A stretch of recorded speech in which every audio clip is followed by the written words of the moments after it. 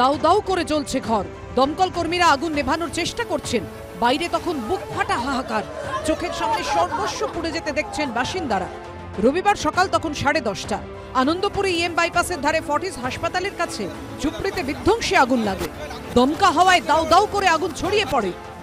আনন্দপুরের বসতি অঞ্চলে আগুন আমরা দেখতে পাচ্ছি যে আগুনে পুরোপুরি ভস্মীভূত হয়ে গিয়েছে এই ঝুপড়ি বা বস্তি অঞ্চল, এবং সেখানে এখনো আগুন দেখা যাচ্ছে। এখানে এতটাই পুড়ে গিয়েছে যে একদম ভেতরে কিছুই অবশিষ্ট নেই। একের পর এক গ্যাস সিলিন্ডার বিস্ফোরণের শব্দে কেঁপে ওঠে গোটা এলাকা।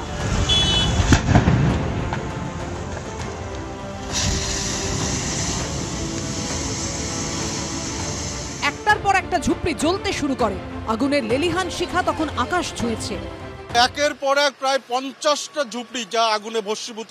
একের পর এক স্থানীয় বাসিন্দা যারা এখানে বাস করতেন, যাদের দোকান ছিল, তারা কিন্তু এই এলাকা থেকে পাশের রাস্তাতে বসে পড়েছেন। কারোর চোখে জল, কেউ এই ধ্বংসস্তূপের মধ্যে খুঁজছেন তাদের প্রয়োজনীয় জিনিসপত্র, এবং কেউ বা এই যারা দমকল কর্মী তাদের সঙ্গে হাতে হাত লাগিয়েছেন আগুন নেভানোর কাজে। স্থানীয়রাই প্রথমে আগুন নেভানোর কাজে হাত লাগান। ততক্ষণে ভিড় জমতে শুরু করেছে। আগুন লাগার খবর পেয়ে কাজ ফেলে ছুটে এসেছেন ঝুপড়ির বাসিন্দা, তাদের আত্মীয় পরিজনরা। এই ঘরটা আমাদের সব শেষ হয়ে গেছে, আর কিচ্ছু নেই, সব শেষ হয়ে গেছে। এইটা আমাদের ঘর। আমার বাবার ঘর পুড়ে গেছে পুরো। কিচ্ছু বের করতে পারিনি, আমরা কিছু পাইনি, সব পুরো পড়ে রয়েছে। খালি একমাত্র যে দমকলের জন্য হয়েছে।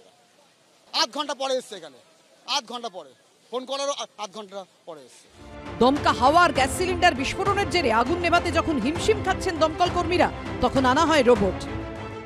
আনন্দপুরে অগ্নিকাণ্ডের ঘটনায় কাজে নামানো হলো দমকল বাহিনীর যে বিশেষ স্বয়ংক্রিয় রোবট রয়েছে, সেই রোবটকে আমরা দেখতে পাচ্ছি যে এই রোবট নিয়ে আসা হয়েছে। সেই রোবটের সাহায্যে জল দেওয়ার কাজ চলছে।